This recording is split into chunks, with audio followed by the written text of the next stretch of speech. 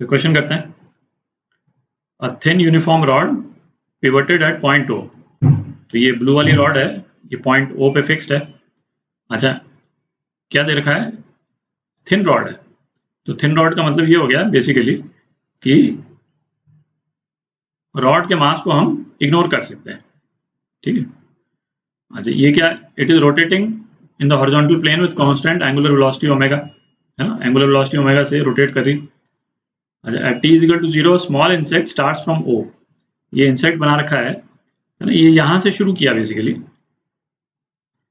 यहां से इंसेक्ट जो है ना, ये स्टार्ट किया and moves with a constant speed v with respect to the rod,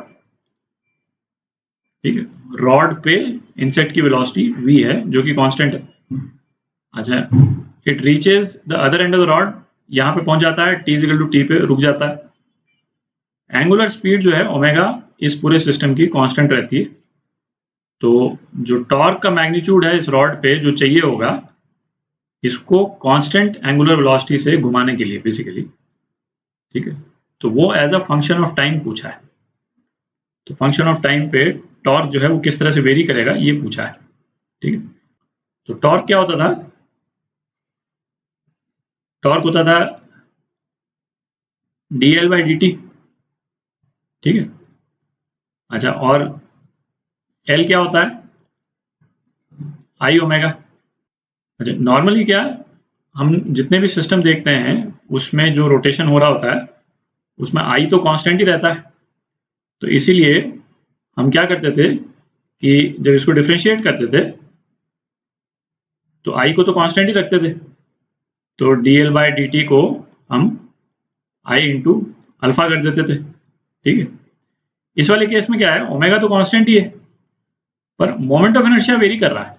आप देख रहे हैं रॉड तो मासलेस है, पर ये जो इंसेक्ट की जो लोकेशन है, जैसे किसी भी एक जनरल पॉइंट पे इंसेक्ट की लोकेशन मैं यहाँ बना देता हूँ, यदि एक्स लोकेशन बना देता हूँ, तो इस पॉइंट पे मोमेंट ऑफ इनर्शिया क्या होगा?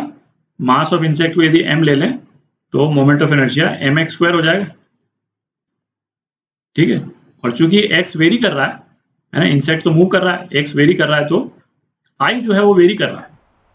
तो इस केस में सिस्टम का एंगुलर मोमेंटम इसलिए नहीं चेंज हो रहा है कि एंगुलर वेलोसिटी चेंज हो रही है, वो तो कांस्टेंट दे रखी है, पर इसलिए चेंज हो रहा है क्योंकि मोमेंट ऑफ इनर्शिया चेंज हो रहा है।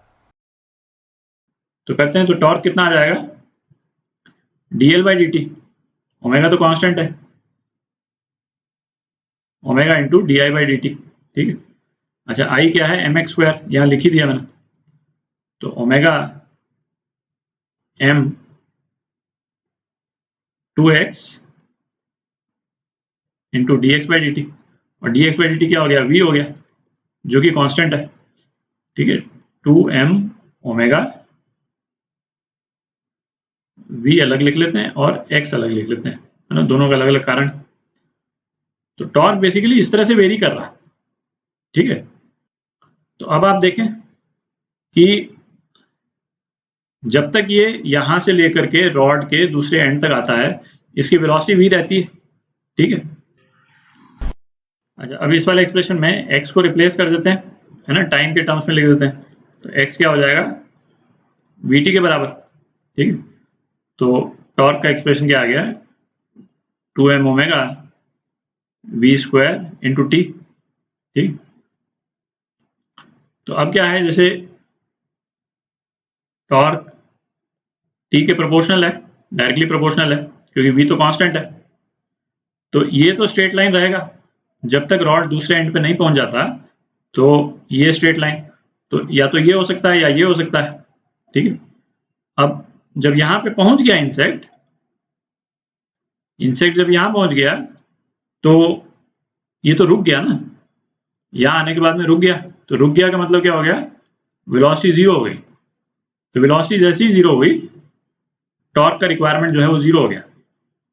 भाई टॉर्क का रिक्वायरमेंट तो इसलिए पड़ रहा था ना क्योंकि मोमेंट ऑफ इनर्शिया चेंज हो रहा था। जब इंसेक्ट ही रुक गया तो मोमेंट ऑफ इनर्शिया तो चेंज होना बंद हो गया, है ना। इस एक्सप्रेशन का तो यही मतलब है, ठीक है।